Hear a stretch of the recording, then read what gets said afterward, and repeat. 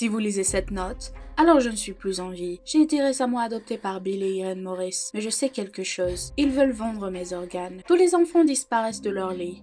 Parlez à Mademoiselle Larkin. Lors de mon premier jour au foyer d'accueil, j'ai trouvé cette note sur le matelas de mon lit.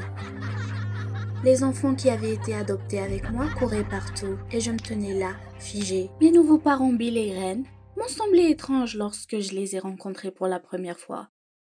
Ils étaient silencieux, comme s'ils cachaient quelque chose. La porte s'ouvrit en grinçant et Irene passa la tête et m'appela pour le petit déjeuner. J'ai rapidement mis la note sous le matelas et me précipitai en bas pour découvrir ce qui se passait.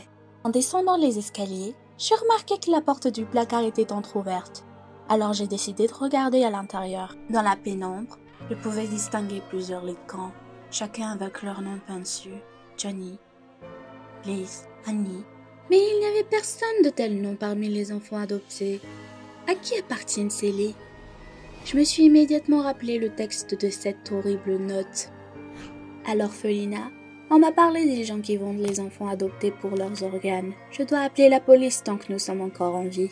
Je savais que le téléphone était uniquement dans la chambre des parents. Je dois y aller d'une manière ou d'une autre. Mes parents me regardaient bizarrement pendant que nous prenions le petit déjeuner, comme s'ils avaient compris que j'avais découvert leur secret. Je me suis levée de la table et leur ai dit que je me sentais pas bien, mais je suis allée dans leur chambre. En fermant la porte derrière moi, j'ai immédiatement saisi le téléphone et composé le numéro de la police. Soudain, quelque chose a craqué derrière moi, comme s'il y avait quelqu'un d'autre dans la pièce. Je me suis retournée, effrayée, mais il n'y avait personne. Une voix a dit « Bonjour, c'est le poste de police ?» Je leur ai chuchoté tout sur les parents étranges, la note, les lits d'enfants. Faites quelque chose, nous serons bientôt vendus pour nos organes. Mais le flic a apparemment pensé que c'était un canular et a raccroché. Puis, j'ai vraiment eu peur. Personne ne peut m'aider. J'ai décidé de me ressaisir. Donc, si la police a besoin d'une preuve, je la trouverai. Je commencerai par la visite à Mademoiselle Larkin, mentionnée dans la note. Le même jour, j'ai décidé de la retrouver. Il n'y avait pas une âme dans la région. Puis, j'ai remarqué une vieille maison abandonnée. La porte était ouverte et une pancarte disait « Miss Larkin ». Je suis entrée prudemment à l'intérieur. La maison était terriblement sale. Je suis allée au fond de la pièce et là, sur une chaise, au milieu des chats, était assise une terrible vieille femme, aux yeux pétillants. J'ai dit que Bill et Irene étaient mes parents et la vieille femme a souri. Il s'avère qu'ils avaient déjà un garçon, Johnny, qui lui rendait également visite parfois. Il a dit que ses nouveaux parents ont loué ses poumons développés, puis il a disparu. On dirait qu'il a été envoyé dans une école spéciale à Boston. Disparu? Tant que la note ne montait pas. Je dois sauver tous les enfants. Quand je suis rentrée, j'ai remarqué un gars de mon âge qui se tenait à l'extérieur de la maison. Il s'appelait Rich et il était arrivé ce matin pendant mon absence. Il a été adopté aussi. Ses parents sont morts dans un accident de voiture. Il rêvait depuis longtemps de retrouver une famille. J'avais honte de dire que mes vrais parents m'ont abandonné pour partir à Vegas. Mais il avait l'air sympa, alors je lui ai dit. Puis, j'ai réalisé que je devais l'avertir. Des choses terribles se passent dans cette maison, Richie. Mais il a juste ri et a pensé que je plaisantais. Puis, je l'ai appelé dans la pièce, car je voulais lui montrer la note. Mais elle avait disparu. J'étais désespérée. Mais Rich a dit qu'il me croyait et qu'il était prêt à m'aider. Mais si nous sommes vraiment en danger, nous devons nous en assurer. D'abord, nous avons trouvé sur Internet cette école spéciale où Johnny serait allé étudier. Mais personne ne s'appelait Maurice. J'ai alors suggéré que nous fouillions la maison et nous nous sommes faufilés dans le bureau de Bill. Il y avait beaucoup d'instruments chirurgicaux, des reçus et des calculs de trésorerie. Et sur la table, il y avait un cahier avec le poids et les auteurs des enfants. Me crois-tu maintenant? Mais Rich a dit que cela ne signifiait toujours rien. Nous avons commencé à nous disputer quand nous avons entendu quelqu'un monter les escaliers et couru dans une autre pièce. Rich a dit qu'il en avait assez. Il n'aimait pas du tout cette idée. Nous ferons mieux d'arrêter de faire ça. Je savais que Rich ne m'aiderait pas. Mais toutes mes craintes sont confirmées. Je dois fuir d'ici aujourd'hui même. Avant le dîner, Irel m'a appelé sévèrement dans le salon. J'étais sûre qu'ils savaient déjà que Richie et moi avons fouillé leur bureau. Je descendis les escaliers sans sentir mes jambes et trouvai Richie, debout, impuissant au milieu du salon. Un vieil homme méchant lui tapait la joue. Mes parents m'ont présenté, m'ont dit qu'un couple de personnes âgées était venu nous rendre visite. Ce sont leurs vieilles connaissances et je dois me lier d'amitié avec eux. Ils nous ont posé des questions toute la soirée. Nous ont tapoté la tête en admirant le fait que nous sommes en bonne santé. J'avais si peur. Pourquoi sont-ils si intéressés par notre santé? Après le dîner, j'ai vu comment ces vieux ont offert un paquet à nos parents d'accueil. C'était clairement de l'argent. Ils nous ont vendus. J'ai attendu que tout le monde dorme et allé voir Richie. Il faut s'enfuir sans attendre. J'ai fait irruption dans sa chambre, mais il n'était pas là. Soudain, quelqu'un a mis une main sur mon épaule. Mon estomac s'est glacé d'horreur. Oh non, c'était Irène. J'ai commencé à crier, demandant où est Richie, mais elle a calmement répondu. Il avait fait un cauchemar et a demandé à dormir dans leur lit. Avec horreur, je me suis de nouveau souvenu de la note. Les enfants disparaissent du lit des parents. Irène a souri étrangement et ajouta que je pouvais le voir moi-même. Je ne voulais pas entrer dans la chambre, mais je devais m'assurer que Richie allait bien. Je suis entrée dans leur chambre. Rich était en effet dans le lit, dormant paisiblement. Peut-être que je me faisais des idées. Je me suis sentie soulagée, alors j'ai rampé sous les couvertures et je me suis immédiatement endormie. Quand je me suis réveillée le lendemain, Richie n'était pas là. J'ai regardé autour de moi et j'ai réalisé que ce n'était pas la chambre de mes parents. Soudain, j'entendis des pas et une longue ombre apparut sur le pas de la porte. J'ai immédiatement fait semblant de dormir. J'ai senti quelqu'un se pencher sur moi et j'ai un peu ouvert les yeux.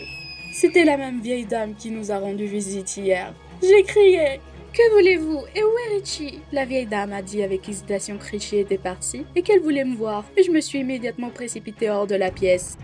J'ai couru dans la cuisine et j'ai vu le vieil homme là-bas. Il tenait un couteau ensanglanté et quelque chose qui ressemblait à un foie humain que gisait sur la table. J'ai reculé et j'ai voulu lui lancer quelque chose, mais un truc humide est venu sous ma main. Oh non, c'est le t-shirt de Richie. Il est couvert de sang. Je me suis précipitée dans la direction opposée et j'ai couru au 2e étage. Le vieux couple arrivait derrière moi. « Suzy, viens, n'aie pas peur !» Je me suis précipitée vers la salle de bain et suis sortie par la fenêtre. Je suis presque libre, mais c'était trop tard. Une voiture avec Irène et Bill arriva au coin de la rue. J'ai couru dans le jardin et ils m'ont rattrapé, puis traîné dans la maison. « Non, vous n'obtiendrez pas mes organes !» Je criais, essayant de m'échapper. Puis j'ai entendu la voix de Richie. Il se tenait au milieu du salon, tout sain et sauf. Richie a commencé à me rassurer en disant qu'ils étaient maintenant le fils adoptif de ses grands-parents. Irène et Bill l'ont aidé à trouver une famille. Je n'y croyais toujours pas, mais qu'en est-il du couteau, du t-shirt, du paquet d'argent? Le vieux couple a souri et a dit qu'Irène et Bill aidaient ceux qui n'étaient pas officiellement autorisés à adopter des enfants. Ils ramènent les enfants à la maison, puis les transfèrent dans ses familles. Le paquet était une tarte de remerciements et le couteau était ensanglanté parce que le vieil homme coupait le steak pour le dîner. Le t-shirt a été taché par Richie lui-même le matin quand il a ouvert le sirop de grenade. Au début, le couple ne voulait prendre que Richie, mais voyant comment nous sommes devenus amis, ils ont décidé de m'adopter aussi. Mais qu'en est-il de Johnny et tous ces instruments chirurgicaux? Bill rit. Il s'est avéré que le garçon n'était pas perdu. Il a maintenant une nouvelle famille et ils vivent à côté. Et il a même commencé la natation. Mais leur voisine, Mademoiselle Larkins, a un très mauvais caractère. C'est pourquoi ils n'ont rien dit. Quant aux instruments, Bill est chirurgien et tous les instruments proviennent de l'hôpital. Irène m'a serré dans ses bras et s'est excusée de nous avoir amenés ici en cachette hier soir. Il ne voulait tout simplement pas nous réveiller. J'ai bu mon thé en silence pendant un moment, essayant de comprendre ce qui s'était passé. Et puis, j'ai fondu en larmes et j'ai demandé pardon à tout le monde. Irène et Bill n'avaient pas l'air si mal maintenant. Ils m'ont serré dans leurs bras et le vieux couple m'a donné un mouchoir. Apparemment, j'ai été tellement offensée par mes parents qui m'ont abandonnée que j'ai complètement arrêté de croire que quelqu'un pouvait prendre soin de moi. Mais maintenant, je comprends qu'il y a encore des gens qui ne me veulent pas de mal. Et je dois juste apprendre à accepter leur aide. Salut, je m'appelle Emily. Et ma mère et mon père viennent de divorcer. Comment vous sentiriez-vous si une personne innocente mourait en donnant sa vie pour vous? Tout a commencé avec un lapin. Pas ce lapin, l'autre. Cela devait être un signe. Vous savez, je vais avec ma mère et ma grand-mère après le divorce de mes parents. Et mon père me manque beaucoup. Mais ma mère s'est tellement disputée avec lui qu'ils ne peuvent même pas parler pacifiquement. Chaque fois qu'ils se rencontrent, cela se transforme en un scandale terrible. Et je ne sais jamais quel côté prendre. Au moins grand-mère ne s'implique pas dans ces combats. Mais ça n'aide pas. Je sais que mes parents ne sont pas heureux ensemble, et je ne veux pas qu'ils se remettent ensemble et ruinent leur vie. Mais ce serait bien de vivre sans scandale. Je vois rarement mon père, et je me conforte dans ses photos et ses cadeaux. Et puis un jour, son cadeau, un lapin en peluche, a été complètement détruit. Il s'est avéré que pendant que je marchais, un voisin est venu avec un chien. Le chien est entré dans ma chambre et a sauvagement tué le bébé Frankie. Ma grand-mère était terriblement bouleversée, car c'était elle qui ne protégeait pas mon animal. Ce n'était même pas le jouet lui-même, mais c'était juste le dernier cadeau de mon père avant le divorce. Il m'appelait son petit lapin. C'était notre blague. J'étais juste bouleversée par ça. Des personnes qui vous sont chères vous ont-elles offert des cadeaux? Les avez-vous sauvés? Et si vous perdiez ou gâchiez un tel cadeau, que ressentiriez-vous? Grand-mère a promis de laver et de coudre le lapin, et j'étais heureuse de lui donner. Quelques semaines plus tard, j'ai demandé à ma grand-mère comment allait mon jouet. Grand-mère leva les mains. Elle avait complètement oublié pourquoi elle avait pris le lapin, et avait déjà jeté « Ce sale givon !» J'ai tellement fondu en larmes que ma mère a accouru au bruit. Bien sûr, elle a été surprise que je sois si hystérique à propos d'un jouet. Elle a essayé de me réconforter et a dit qu'elle m'achèterait un nouveau jouet. Un gros ours qui serait plus cool que le cadeau de papa. Ma mère n'a pas compris pourquoi je tenais tant à ce lapin. Et nous avons eu une terrible querelle. Je n'avais personne à qui me plaindre à part mon père. Je l'ai appelé et j'ai commencé à pleurer directement dans le téléphone. Et mon père m'a calmée et m'a promis de me rendre heureuse. Pour être honnête, je pleurais déjà assez et je m'en fichais si j'avais plus ou moins de jouets. Oh, mais je n'aurais pas dû sous-estimer papa. Le lendemain, un libraire est arrivé et a apporté une boîte avec des trous pour l'air. Devinez qui était dedans? Un vrai lapin blanc. Ma mère et ma grand-mère étaient fermement opposées à un animal dans la maison, mais j'ai pu les convaincre que l'animal vivrait dans ma chambre. Après tout, grand-mère gardait des poulets dans la cour, et un lapin est beaucoup moins un problème. Ma mère a abandonné, mais est allée travailler très mécontente. Puis ma grand-mère m'a appelée à la cuisine pour une conversation sérieuse. Elle a dit que ma mère allait me donner un chaton de race pure, qu'elle l'avait déjà choisi au refuge, que ma mère avait le cœur brisé que mon père l'ait de nouveau trompé avec un cadeau. Elle a essayé de me convaincre de ramener de lapin à l'animalerie et de profiter du chaton. Mais j'ai refusé. Je ne donnerai le cadeau de mon père pour rien au monde. Je voulais vraiment appeler mon père et lui dire merci, mais ma mère m'interdisait de lui parler, juste comme ça. Il me comblait de cadeaux après chaque appel, et il me gâtait. Ça faisait mal, au fait. Mais ensuite j'ai parlé à ma grand-mère, et je me suis un peu calmée. Quand nous sommes allés nous promener ensemble, elle m'a expliqué que ma mère se faisait tellement de soucis, parce qu'elle voyait que mon père compensait en cadeaux. Il ne voulait pas passer du temps avec moi, et, en général, il ne s'intéressait pas à moi. Je ne l'ai pas cru au début, mais avant d'aller me coucher, j'ai pensé à ce qu'elle avait dit. Et en effet, mon père a toujours passé très peu de temps avec moi, et m'a donné beaucoup de cadeaux. Mais à quoi servaient ces cadeaux? Les poupées étaient cassées, les robes déchirées, les jouets perdus, les bonbons gâtés.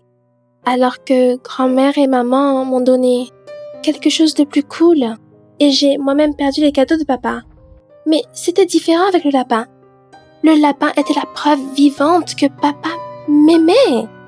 Jusqu'à la fin des vacances, je n'ai pas laissé le lapin une seconde. Mais les jours d'école ont commencé. J'ai passé à nouveau du temps avec des amis, marchant beaucoup, faisant du sport et étudiant. Et je ne me suis plus précipitée à la maison, même en sachant que mon lapin préféré m'attendait là-bas.